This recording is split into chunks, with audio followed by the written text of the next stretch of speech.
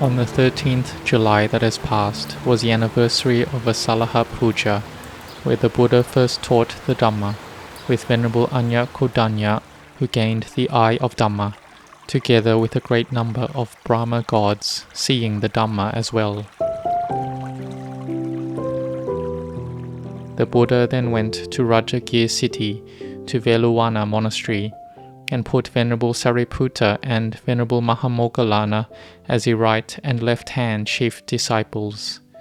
Venerable Sariputta was the right-hand chief disciple of the aspect of wisdom, and Venerable Mahamoggallana was superior in samadhi, meditative concentration, and was of the aspect of psychic abilities. Here the monks who were there each had their own thoughts, which is normal for mental formations. Though they were freed of attachments and clinging already, they had the thought, both Venerable Sariputta and Venerable Mahamoggallana came after us, but why did they get the high rank of being the right and left-hand chief disciples? How come the Panchavakkiya, the 5 ascetics, with Venerable Anya Kodanya did not get this rank? Or how come Venerable Yasa and his 50 friends didn't have the virtues to get that rank? Why did they not get this eminence? The Buddha knew about this and asked what the monks were talking about. What are you discussing?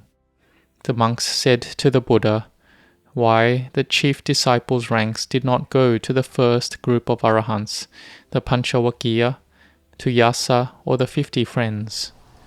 The Buddha said this was from causes and conditions, because the Panchavakkiya did not aspire to be the right and left-hand chief disciples.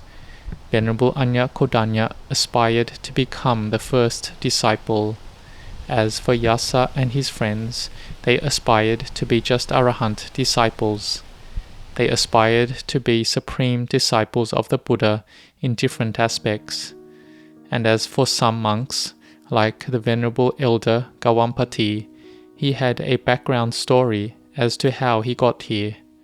He did not have the rank of being one of the 80 great disciples, but he had aspired to be one of the supreme disciples, of which he did attain to. And the history of Venerable Gawampati was that he was a friend of Venerable Yasa, and later he attained to arahantship. Then he enjoyed the bliss of liberation in Anjanawana, in the city of Saketa. At that time, the Buddha and a large group of monks went to the city of Saketa. Here, because the Buddha had a large group of disciples, the dwellings were not sufficient. At one time when the Buddha came, he may have come with 500 monks or even 1,000 monks. But here, it was probably more than 1,000 monks, because the disciples, Venerable Sariputta and Venerable Kumara Kassapa, each had a following of 500 monks. So the Buddha would have come with a great number of disciples to the point where the dwellings were not enough. The monks and novices, and especially the junior monks, had to stay on the river bank, close to the river. Here at night the water was turbulent and waves were crashing, like we may have seen something like it before. If there is no dam wall and it rains heavily, the water crashes violently to the shore. So the novices were wailing loudly. The Buddha knew of this, and so he sent Venerable Gawampati to go look what was happening and to make the water stop, to not let the water endanger the monks and novices. So the Venerable Elder Gawampati used his psychic powers in order to make the strong current of water stop far away, and so the water would not crash to the shore and would gradually subside away, so that the monks and novices would not be oppressed by it. This is Venerable Gawampati using psychic abilities and powers. In this era, it would be like building a dam. But this was building a dam in the heart, and he could build this dam in the blink of an eye through his psychic powers. and this feat made the layman Mahanaka gain faith and ordain in the Buddha's dispensation, and later he attained to becoming an arahant.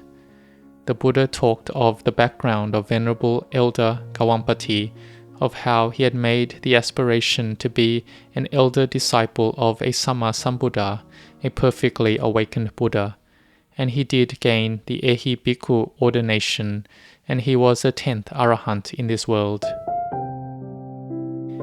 Here the elder Venerable Gawampati had made the aspiration with a past Samma Sambuddha, and he had his Pubbakama, deeds done in a former existence, where he had made goodness since the era of the Buddha Sikhi, which was 31 kalpas previous to this present kalpa, of which there will be 5 Buddhas within this period. Even though he was born as a hunter in the forest, and he did kill animals, but he did it to survive himself, and so he probably didn't do it too much. It's not like in this era, where there are many methods to kill a lot of living beings. But this was just to sustain his life, just to live and to overcome the suffering of the body. And he had the merit to meet with the Buddha Sikhi.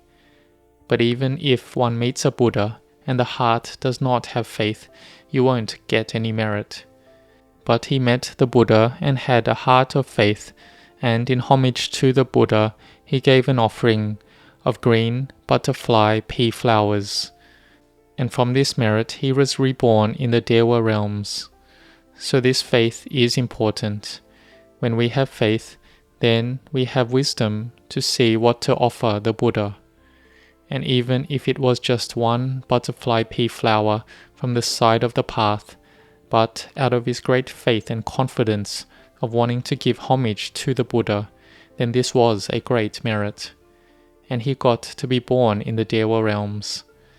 And then, in the era of the Buddha Konakamano, he made more offerings.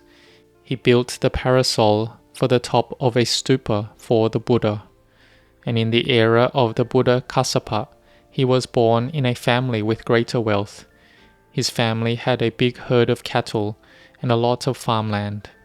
Here they had herders who took care of the cows, and Gawampati as a young man had the duty to manage and go around looking after all these cow herders each day.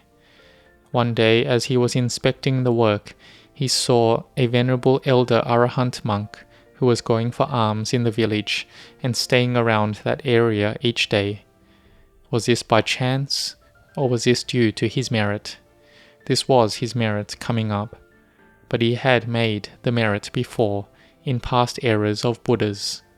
And this arahant disciple monk may have known with his own inner knowledge that the area around there was cool and refreshing, though it lacked shade.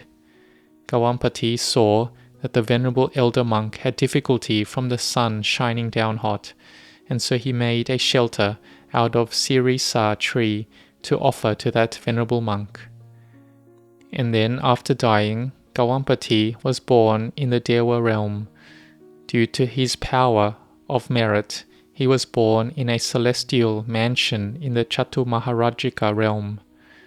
Near the door of his mansion, he had a forest with large sirisa trees. It was merit that he had made. What he had made, he received.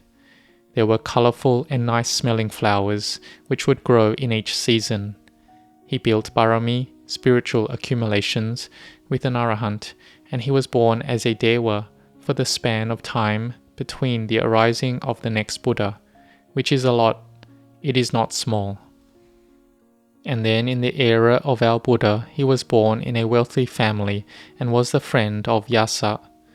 In the suttas it is said that Yasa was the son of the lady Sujata, who had offered the milk rice porridge to the Buddha on the full moon day of Visakha, of which the Buddha ate 49 mouthfuls and then attained enlightenment on the dawn of that night.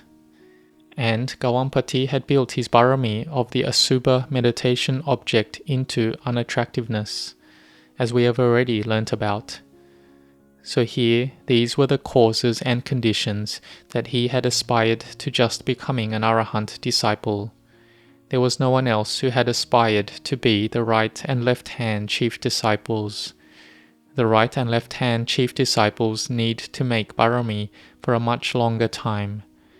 Like the Venerable Elder Sariputta, who in the era of a past Buddha was a hermit with 84,000 followers, and all of them attained to becoming arahants with special knowledges, except for Venerable Sariputta, who had aspired to become a right-hand chief disciple of a Buddha. This was because he had gained faith when he saw the right-hand chief disciple of a past Buddha give a talk which gripped his heart. He wanted to have wisdom like this, and so he continued to build more parami. So we can see that all things come from making karma, or making the determination. It's not that that monk gets that rank by chance. The Buddha had the insight and all-round knowledge to put that individual in that rank depending on their spiritual parami that they had made in the past. So for us, we can build parami and can make determinations. We make merit and parami and can make a determination to be a disciple of a Buddha or even one of the supreme disciples. And if our parami is full, then we will gain what we aspire to. But we must do it. We must build our parami in each life and existence onwards. So we have learnt about suttas and have gained faith, but we need to gain wisdom as well. Having faith already is our merit and parami. We anumodana, rejoice, and we get the merit, and we will practice goodness according to our strength, following each of the disciples imbued with goodness. We need to practice more of it on the aspect of bhavana, cultivating the mind, because each of you have done dana, generosity, to your full strength. You have kept sila, the precepts, to your full strength and ability. And with this you can be born in the Dewa realms for the length of time till the arising of the next Buddha. But higher than this is the practice of the mind to develop samadhi. Venerable Gawampati had the ability that he could stop a great amount of water with his psychic powers. So this is amazing, which is possible in regards to the aspect of samadhi.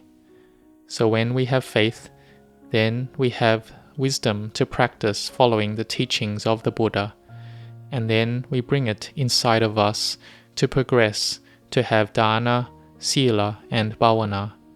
We set our minds to aspire to goodness in order to attain supreme virtues in our heart.